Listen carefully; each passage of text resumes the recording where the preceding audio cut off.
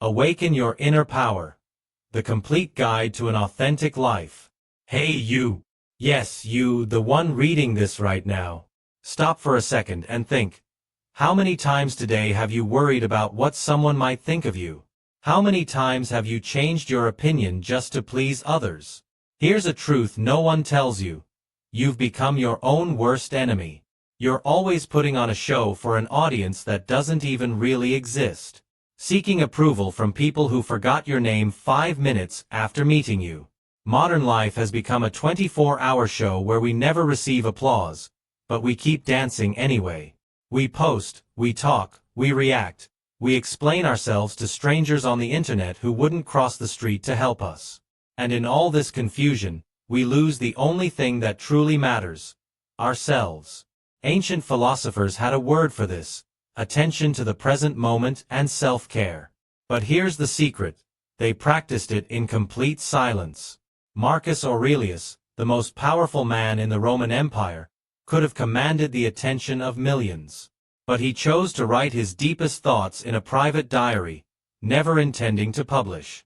Seneca, one of the richest men in Rome, regularly practiced voluntary poverty and silence. Epictetus, who rose from slave to philosophy professor, built his entire philosophy on one principle: control what you can control, ignore everything else. These weren't hermits hiding from society. They were people at the height of their influence who understood something we've forgotten. Your power multiplies in silence. Today I'm going to teach you 7 ancient rules that will help you become so focused on your growth that the opinions of others become just background noise. This isn't about isolating yourself. It's about becoming unshakable. When you master these principles, you don't just change how others see you. You become someone you didn't even know you could be. But here's the problem. Most people will read this, nod in agreement, maybe even take notes, and then go straight back to seeking approval on social media. The difference between them and you is simple. Are you ready to actually put into practice what you learned today? Chapter 1. Satisfy the hunger of noise. Every morning, in the first few minutes after you open your eyes, you make a choice that determines whether you will control your day or your day will control you. But you probably don't even realize you're making this choice. You pick up your phone. You check your notifications. You absorb other people's problems, other people's perfect moments, other people's emergencies that somehow become your mental burden. And voila! Before you even have your first coffee, you've fed the monster. What is this monster? It's the endless, suffocating noise of other people's opinions, judgments, expectations, and emotional chaos. It thrives on your attention, grows stronger with your reactions, and becomes more demanding the more you feed it. And right now, it's probably controlling your life. You see someone's success story and suddenly question your own progress. You hear a criticism and spend 3 hours mentally defending yourself to someone who forgot you 5 minutes later. Absorb news headlines as if it were your personal responsibility to carry the world's anxiety. But here's what Epictetus understood 2,000 years ago that we've completely forgotten. Wealth lies not in having great possessions, but in having few desires. This former slave who became one of history's greatest philosophers wasn't just talking about money. He was talking about mental wealth, about being selective about what accesses your mind. The Stoics understood that your thoughts create your reality. So they guarded their thoughts as their most precious possession. Your action plan to satisfy the hunger for noise. Sacred morning hour. The first 60 minutes after you wake up belong to you and you alone. No cell phone, no news, no other people's energy. Just your thoughts, your intentions, your peace. This is not a luxury. It's a necessity. Fasting from opinions. When someone offers unsolicited advice about your life, practice the water through a sieve technique. Let it pass right through you. Smile, nod, and let go. You don't have to absorb every opinion thrown your way. Don't defend anything to anyone. Stop explaining your choices to people who don't fund your life or share your bed. Your decisions are yours to make and yours to live. The moment you stop defending your life to others is the moment you start living it. When you starve yourself of noise, something magical happens. You start hearing your own voice again. You remember what you really want versus what everyone else thinks you should want. Your own thoughts become more interesting than anyone else's drama. You stop being an emotional ping-pong ball bouncing between other people's moods. You become unshakable. Not because you're harsh, but because you're centered in your own truth. Right now, identify a source of noise in your life. That news app constantly sending alerts. That person who always has something negative to say about your choices. That social media account that makes you feel inadequate. Cut it out today. Satisfy her hunger for your attention. Chapter 2. Move like no one's watching. Right now, there's an invisible audience in your head. They're sitting there judging every decision you make, every risk you consider, every authentic impulse you have. And here's the shocking truth. Most of these judges don't even exist. You know that moment when you're about to do something brave, start that project, change your style, pursue that dream, and suddenly you freeze? Not from a lack of skill, but from the weight of imaginary eyes watching you, waiting for you to stumble. Here's what will set you free. Those people you think are constantly evaluating your choices are too busy managing their own insecurities to spend much time thinking about yours. You've been living your life as if you were the star of everyone's movie. But the truth is, you're barely a supporting character in most people's daily thoughts. We've become prisoners of performances no one asked to see. Seneca, who advised emperors and possessed vast wealth, understood this profoundly. Every new beginning comes from the end of some other beginning. But here's what he knew that we forget. Most people never experience that new beginning because they're too terrified to finish the exhausting performance they've been putting on for everyone else. The Stoics called this authentic action, making decisions based on your true nature, not on fear of judgment. But here's the deeper truth that will shock you. The person who observes you most critically isn't other people. It's you. You've become your own harshest critic, your own greatest obstacle, your own jailer.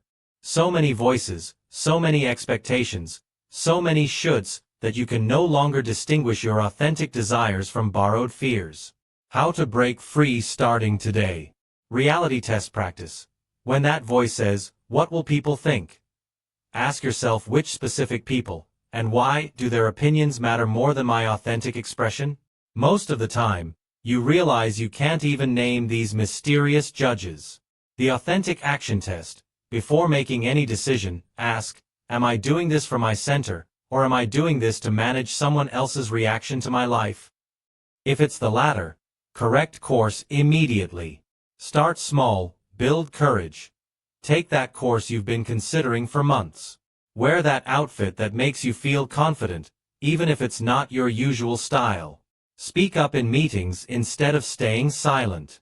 Every authentic action builds your courage muscle for bigger moves. Here's the beautiful paradox. When you move as if no one is watching, people actually start to pay attention. But for the right reasons. Authenticity is magnetic. When people see someone living from their center, making decisions without constantly checking for approval, it gives them permission to do the same. You become not only free, but a source of freedom for others. Chapter 3. Keep your energy dear. Here's a truth that will change how you view your life. Your energy is currency, and right now you're probably giving it away to people who would never invest the same in you. Every morning, you wake up with a finite amount of mental, emotional, and physical energy. Imagine having $100 in your pocket. The critical question is, how are you spending it? Are you investing it in people and activities that give you a return, or are you letting it drain you on things that leave you empty and drained? Take a mental inventory right now. How much of your precious energy goes to worrying about problems you can't solve? People who constantly take but never give back? Scrolling through content that makes you feel inadequate? Conversations that lead nowhere? Commitments that don't matter to you? Drama that isn't even yours to carry? If this feels uncomfortable, great. This discomfort is your inner wisdom telling you that something needs to change. Marcus Aurelius, who could have spread his attention across an entire empire, wrote, "Confine yourself to the present." Not because the past and future don't matter, but because spreading your energy across time, space, and other people's problems dilutes your power in the present moment. The Stoics understood that energy management is life management. When you treat your energy as finite and precious, every decision becomes intentional. When you hold your energy dear, you're not being selfish. You're being strategic. You're recognizing that to show up fully for the people and things that truly matter, you must stop showing up half-heartedly for everything else. This starts with a clean no, not the apologetic, over-explained no most people give, but the clear, unjustified boundary. No, I can't take on that project right now. No, I won't be able to make it to that event.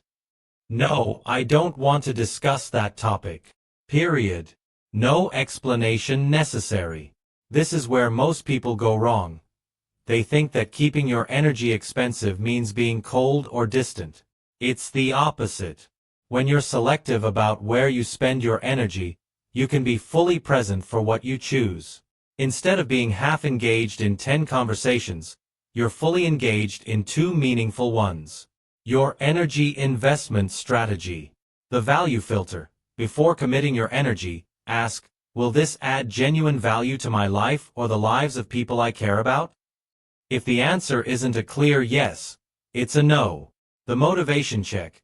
Am I doing this out of fear, guilt, or obligation, or out of genuine interest and alignment with my values? The opportunity cost question. Is this the best use of my energy right now, or am I just filling time? When you keep your energy expensive, something powerful happens. People start treating you with more respect. When you're not always available, your availability becomes valuable. When you don't get caught up in all the drama, your input becomes more meaningful. Your friends and family receive the best version of you because you didn't give all your best energy to energy vampires and digital distractions. Chapter 4. Destroy the echo chamber. Right now, you're living in a bubble. And I don't mean that as an insult. We all are. The terrifying part is that most people don't realize their bubble exists until it's too late, until they've made life-changing decisions based on incomplete information. Your echo chamber goes deeper than politics or social opinions. It's your friends who always validate the complaints don't challenge you to grow. It's the algorithm feeding you content designed to confirm what you already believe.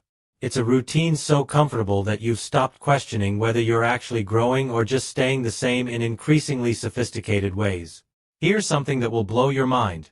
Socrates, considered the wisest man in Athens, built his entire philosophy around a radical idea. The only true wisdom is knowing that you know nothing. While everyone else was sure they had all the answers, he was the only one brave enough to admit he could be wrong. This intellectual humility made him the wisest person in the room. Your echo chamber does the opposite. It makes you feel wise while keeping you ignorant. Here's the uncomfortable truth. If everyone in your circle agrees with everything you say, one of 2 things is happening. Either you're surrounded by people who don't feel safe being honest with you, or you've unconsciously selected people who will never challenge you to be better than you are now. Comfort is the enemy of growth. When everyone around you thinks the same, acts the same, wants the same things, you stop evolving. You become a more sophisticated version of who you already were instead of discovering who you could become. Destroying the echo chamber doesn't mean seeking conflict or surrounding yourself with people who bring you down. It means intentionally exposing yourself to perspectives that make you think, not just feel validated. Examine your mental diet now. What books are you reading? What podcasts are you consuming? What conversations are you having? What advice are you receiving? If everyone is confirming what you already believe, you're not learning. You're just reinforcing it. And reinforcement without growth is sophisticated stagnation. Are you getting guidance from people who have achieved what you want to achieve or from people stuck in the same places you're trying to leave?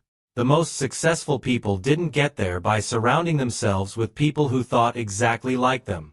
They sought mentors who challenged them, read books that stretched their thinking, and put themselves in rooms where they were the least experienced person. This also means silencing the familiar voices in your head that always say the same limiting things. You can't do this because you've never done it before. You should play it safe because it's what you've always done. You're not ready because you don't feel confident yet. Replace these old scripts with fresh questions. What would someone who has what I want do in this situation? What would I try if I knew I couldn't fail? What opportunities am I missing because I'm looking through the same old lens? When you destroy the echo chamber, you discover something powerful. You are more resilient than you thought. Your ideas can withstand scrutiny. Your decisions can handle questioning. And when they can't, you learn to make better ones. Chapter 5. Observe, don't react. Imagine this scene. Someone says something that bothers you. Within seconds, you're responding. Your fingers move before your brain can process what happened.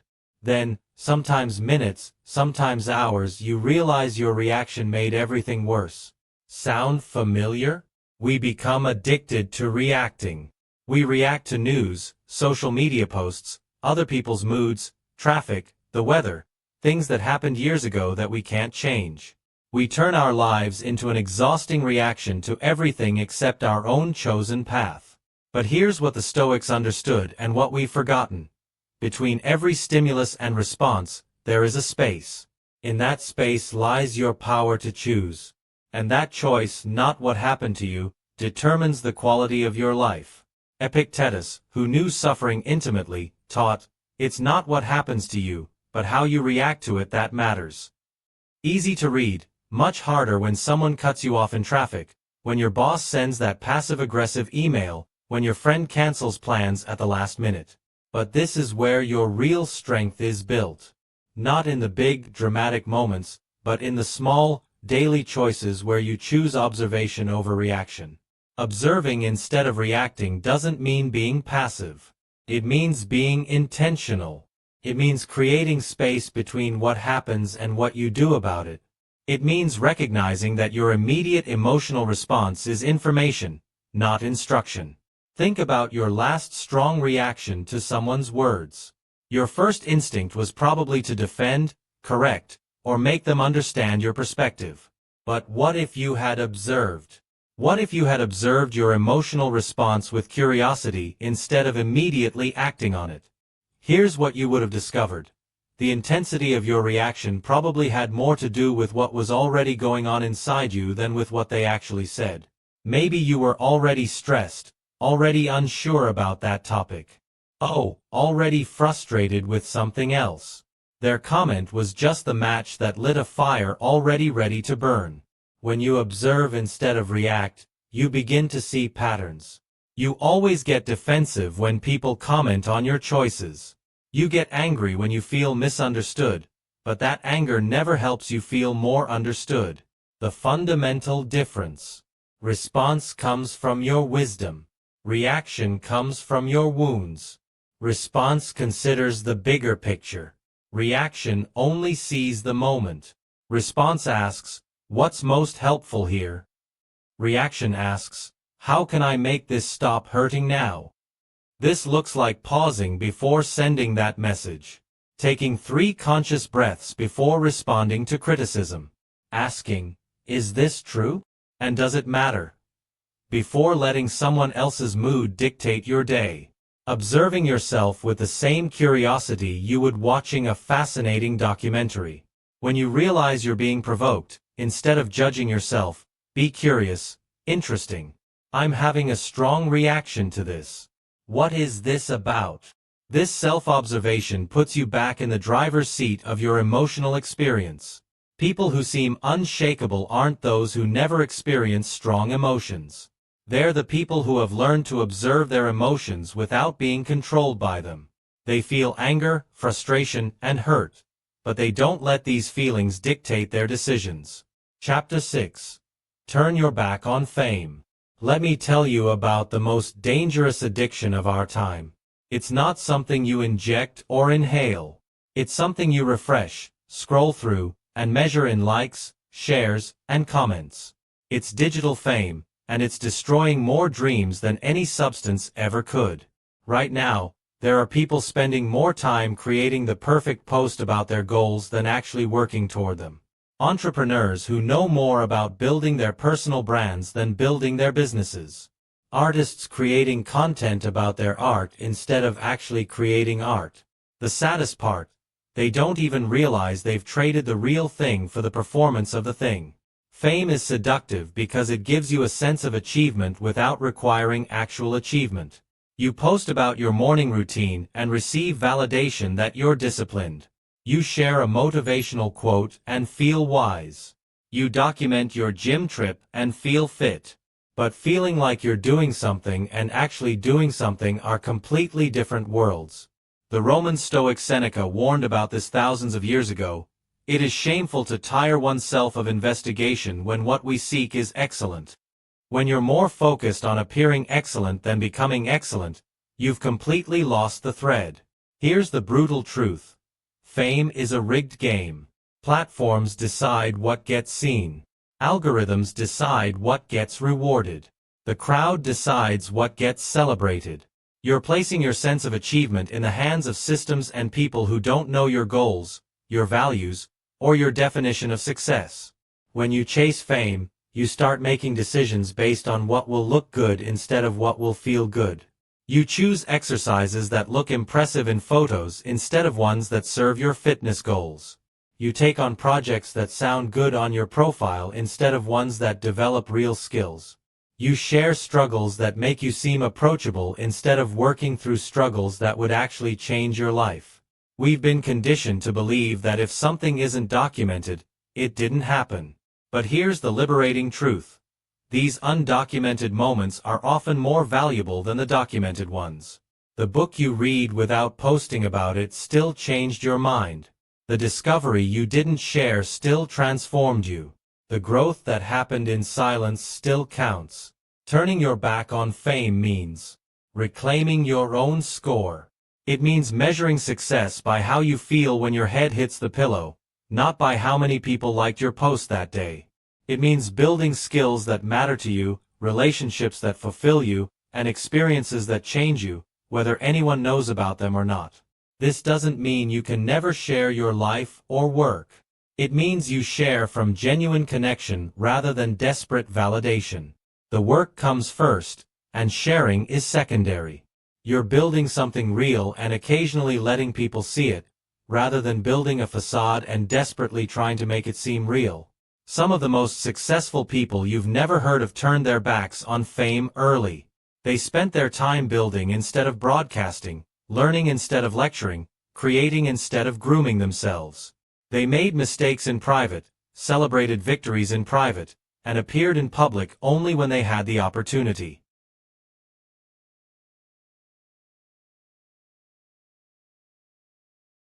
Something genuinely valuable to offer. Chapter 7. Protect your comeback story. Here's something no one talks about. Right now, while you're focused on other people's opinions, distracted by the noise, and chasing external validation, life is preparing you for something bigger. The setbacks you're facing, the challenges you're navigating, the quiet moments when no one is looking, they're all chapters in your comeback story. But here's the problem. You can't write a comeback story if you're constantly giving away the plot. You can't build something extraordinary if everyone knows exactly how you're building it. And you definitely can't amaze the world with your transformation if you're documenting every step of the way. Your comeback story isn't just about bouncing back from failure. It's about the version of yourself you're becoming when no one is paying attention. It's about the skills you're developing in private, the character you're building in silence, the dreams you're nurturing away from the noise of other people's expectations. Marcus Aurelius, who wrote some of history's most powerful reflections in his private journal, never intended for his thoughts to be read by others. He wrote, "Spend no more time arguing about what a good person should be. Be one." He understood that the most important work happens away from the public, in the quiet moments when you are accountable only to yourself. Right now, you have an opportunity most people miss. The chance to completely reinvent yourself while the world isn't watching.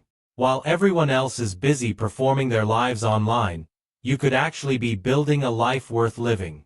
While they're chasing the appearance of growth, you could be experiencing real growth. Protecting your comeback story means protecting the space where your true transformation happens. It means not sharing every insight you have, not documenting every step of your journey, not seeking validation for every change you make. It means being comfortable with the gap between who you are becoming and who people think you are. This is sacred work. The late nights when you're learning new skills. The early mornings when you're building discipline. The moments when you choose growth over comfort. These aren't social media content. They're the foundation of your future self. But protecting your comeback story isn't just about privacy. It's about conserving energy. Every time you share your goals, your brain gets a dose of satisfaction as if you've already achieved them. Every time you explain your process, you lose motivation to continue. Every time you seek validation for your progress, you become dependent on external approval instead of internal drive. Think of the most impressive transformations you've witnessed. The person who quietly lost 55 pounds. The friend who learned a new language. The colleague who built a side business into their main income. I bet they didn't document every step. I bet they worked in relative silence and then emerged transformed. That's the power of protecting your comeback story. This doesn't mean becoming secretive or dishonest. It means becoming selective. You share your journey with people invested in your growth, not with people just consuming your content. Your comeback story is being written right now, in this moment, with the choice you make after you finish reading this. Will you continue living for the audience, or will you start building for the future? The most powerful comebacks happen when people least expect it. When you were quiet, when you were working, when you were building something behind the scenes while everyone thought you were standing still. It's then that you reveal not only what you've accomplished, but who you've become. Conclusion. Your new beginning. So, we've come to the end of these 7 rules, but actually the beginning of something much more important. Your decision about how you want to live the rest of your life. We've explored starving yourself of noise, moving like no one is watching, keeping your energy high, destroying your echo chamber, observing without reacting, turning your back on fame, and protecting your comeback story. But all these rules point to one fundamental truth. The most powerful thing you can do in this noisy, chaotic, attention-seeking world is to turn inward and focus on becoming who you're meant to be. When you master these 7 rules, you don't just change how you interact with the world. You change how the world interacts with you. People begin to respect your boundaries because you respect them. They begin to value your time because you value it. They begin to see you as centered and grounded because that's exactly what you are. You become. But most importantly, you begin to respect yourself. You stop seeking external validation because you've developed internal validation. You stop needing the world's permission because you've learned to give yourself permission. You stop waiting for someone to believe in your dreams because you've become your own biggest supporter. This journey isn't easy, and it isn't quick. In a world that promises instant everything, choosing the slow path of internal growth can feel frustrating. But that's precisely why it's so powerful. While everyone else is chasing the next quick fix, the next viral moment, the next external high, you're building something that can't be taken away from you. Unshakable inner strength. Start today.